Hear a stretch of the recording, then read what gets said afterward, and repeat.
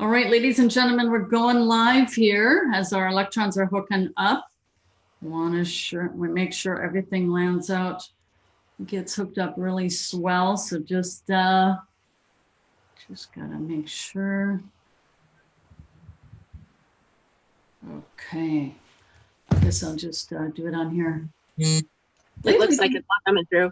Oh, do you see it, Christy? Yeah, it's coming through on my phone. Good deal. Okay, then I'm just going to bring that up and have it over on my left so I can refer to that if people have questions. There we go. All right. Hey, good evening or good afternoon. Not evening. This is afternoon. This is Ann Singh, and welcome to the Voice of E-Commerce, which is the broadcasting arm of the E-Commerce Business School. And our goal is to display to the public that we are real people, right? Who have a go-giving community that supports and empowers each other. We're thrilled to have you here. And we hope to take your business to the next level with this edition of the Voice of E-Commerce.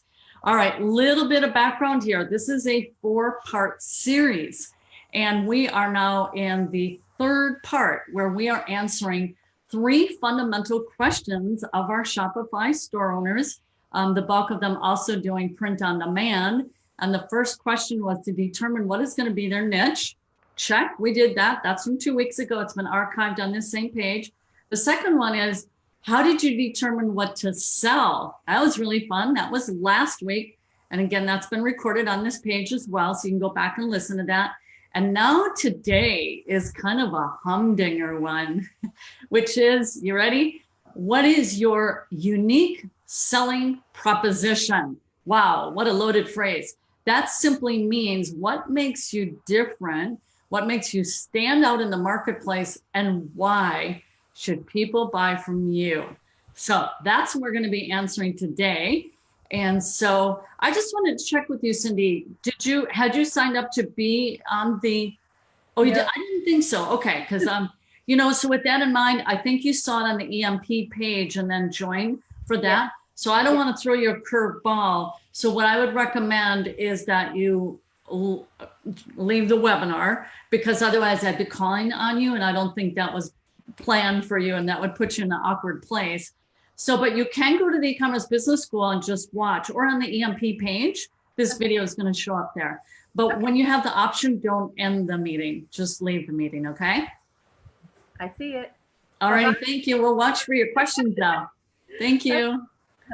All righty, awesome. Okay, so folks, just go ahead and write in the panel that you see us, say hi, and be sure to write in add me if you would like to be notified of future broadcasts.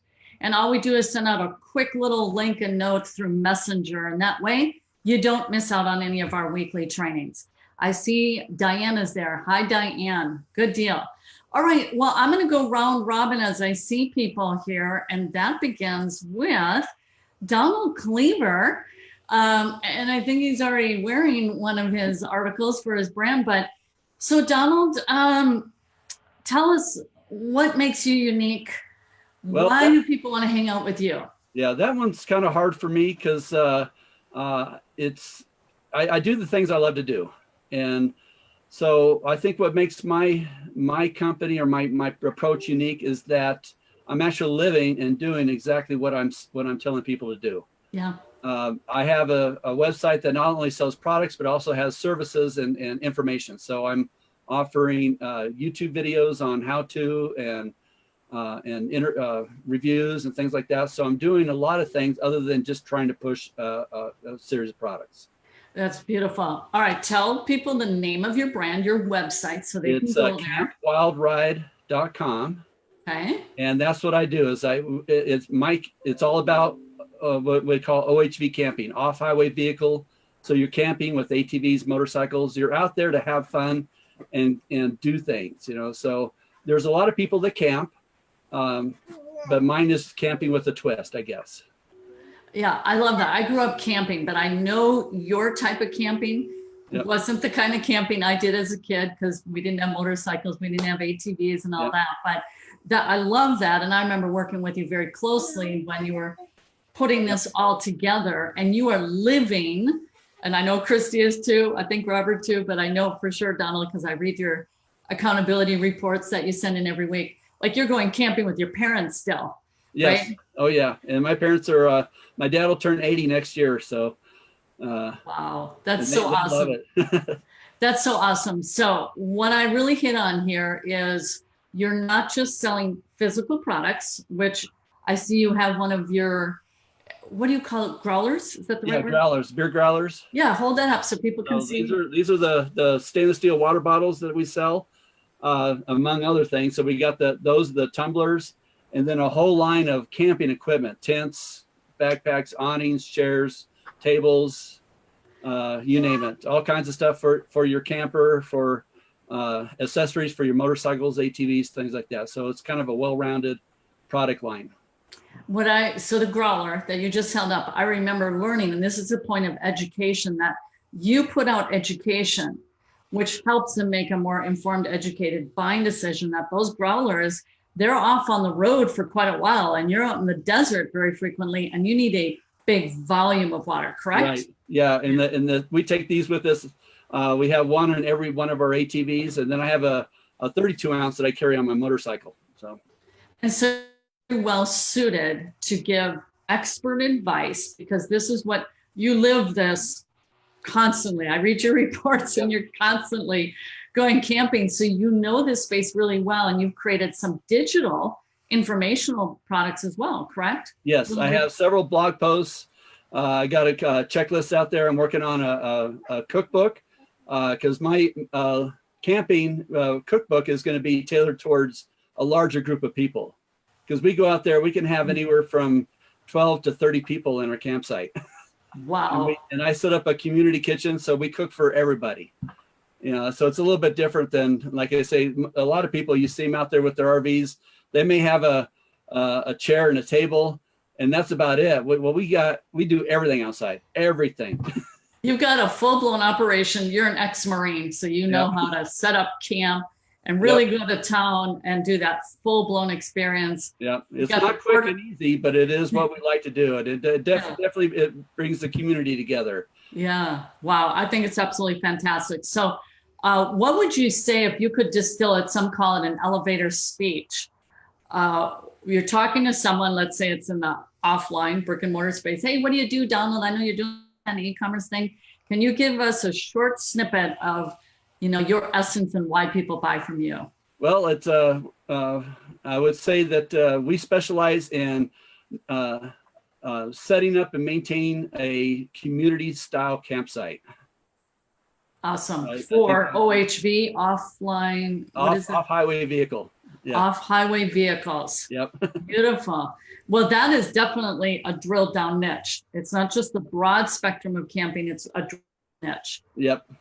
And you are very well suited to serve them. All righty. Well, thank you. Feel free to loop back and put in the link to your website on the post here on the e-commerce business school page. And this is showing up in about 8 other groups as well. So post it wherever you like. Okay. Maybe members who do OHV camping. Okay. All righty. Thank you. Thank you. All right. Good deal. Hollywood Squares. Robert here is right below. I'm just remembering you as Mr. Avocado Man. Sorry, that's you started the avocado logo. So tell us what makes you different and why should people buy from you?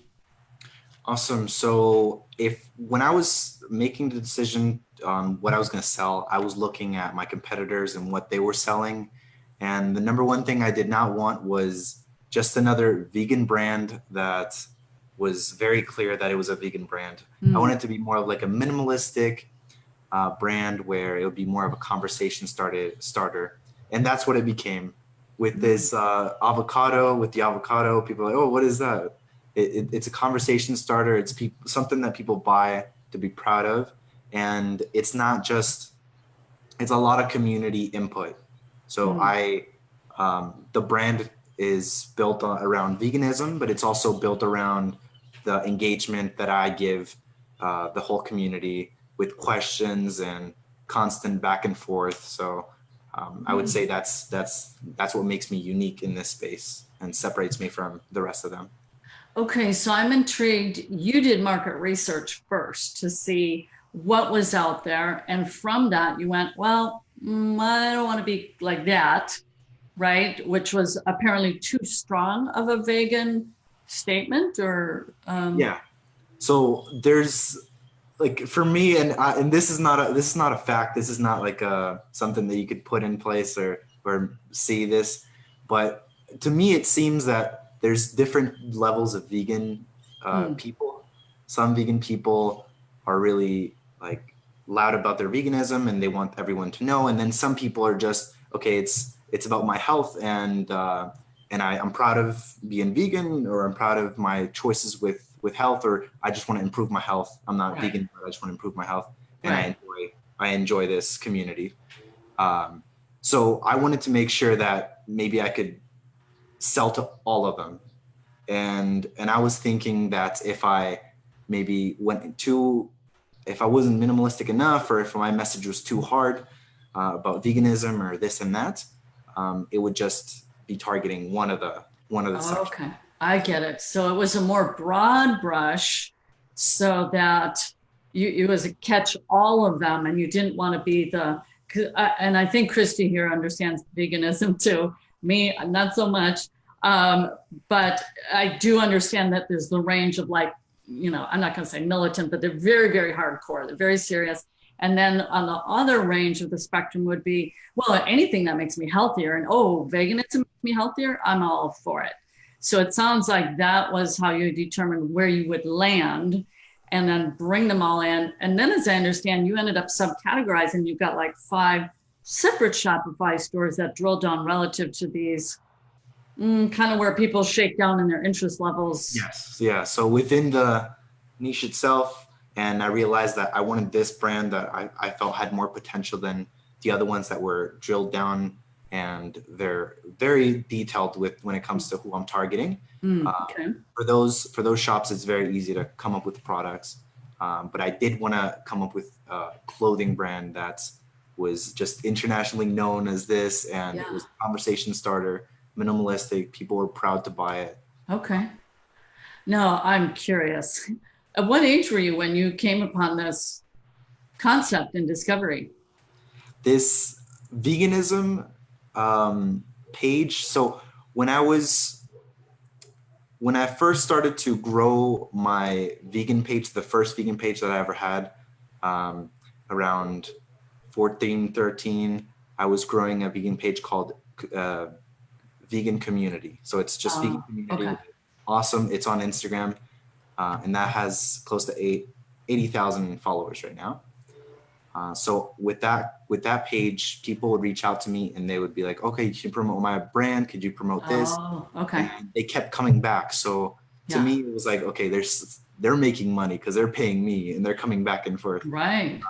So I looked at what they were selling and I looked at the response, because sometimes the engagement wouldn't be there. And then I got inspired to create my own brand. And then I looked into print on demand and Printful, and then I realized that there's definitely a big market for this, and it's just growing. Yeah. I mean, I'm in Costa Rica and there's a small shop that you would have never thought there would be vegan products there, and there are. So. Wow. So it's upward trending. Well, what I'm hearing, and I think this is going to transfer into our conversation with Christy, is you are very mindful and observant, and these people are coming to you as an influencer, almost like, hey, you got this following. Hey, how about you pitch this? How about you pitch that? And then you noticed different trends and developed out your business from there. Yes, I think that's very important, to be conscious of what's selling and what people are interested at the moment. And drives interest then. Yeah. Exactly. Okay, awesome. That's a very intriguing story. Well, Christy, you have a kind of a brand that melds somewhat with Robert. Yours is very overarching, but you too have the potential to subcategorize. So what is your brand and what's your unique selling proposition? Well, my brand is Our Green Space, LLC. And yes, it is, one segment of it is very similar to Robert's. And in fact, I'd love to know more about his, because my unique selling position is I am new to this space. My children are not. They are vegan. They have been for some years, and they live a very green life. But they're trying to pull their mother along with them. And, I do struggle from some health issues and such. And so my unique selling proposition is my journey towards health and wellness. Mm. And it's kind of encompassing both, not specifically veganism. However, I know that when I eat vegan, I feel better. There's just a real difference in terms of inflammation and pain and just the energy that I feel. It's dramatic, really. But I'm not vegan. I do eat vegan on occasion. So I'm working my way towards that lifestyle. And so I'm trying to educate people along my journey, what I find, the hiccups, the good stuff, and it's not just centered around food, it's centered around exercise, it's centered around the planet as a whole, what we're doing to the planet with eco-friendly, I'm providing eco-friendly products as well as print-on-demand clothing and such, but we're trying to really focus on products that are good for the environment. So it's kind of a broad niche that we're kind of going after. And but too, how I sort of echo Robert's thing is that I have several manners of how they're, you have sort of, I don't want to say the fanatics, but like people that are really engaged in the green world and really fighting hard. And so my son is one of those. He's just, and I learned this space through my son. It was sort of shock therapy, I call it. He loved to shock me with all the things that were wrong with the world and what we've done to make that happen. And so I'm trying to figure out, so I have this brand, but I also need to speak to the people like me who are just coming into this. I've been aware of this for many years, but it's learning how to do things better. And so I'm trying to teach people from a very common perspective. I'm just getting into it. I'm new to this space. So here's what I'm doing. Mm-hmm. And so, it's a teaching thing, with Facebook Lives and lists of what people can do. I've got a Pinterest account that's showing people, things that you can implement that are going to help the world, help you, help your family be healthy, and conscious of what you're doing for the environment. So that's sort of where we're at. Sounds like an overall, it's earth-friendly practices for Yes. optimal health. Yes. Something like that. And Really. your children were the evangelists to you. And Yes. you're now absorbing their knowledge base and starting to disseminate that and sharing your journey towards optimal health through Yes. these practices. Yes. Got it. Okay. Awesome. Well, you two definitely have a lot of common ground, which is cool because we like within our community for people to network in the e-commerce master's program. Robert is actually a staff person, so everyone's clear on that. Yes.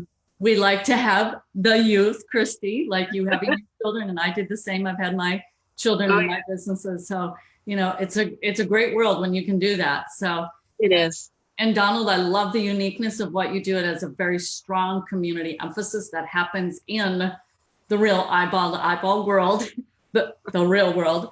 But the reach can be out there to bring people to implement what you do and that you do so well. So love it. All right. Well, thank you to the three of you for taking the time to be here and share with our members today, our attendees. Everyone go ahead and write in the comment section, add me, then you'll be notified next time. And the final wrap up, as we focus on our Shopify store owners and print on demand, is to bring your questions.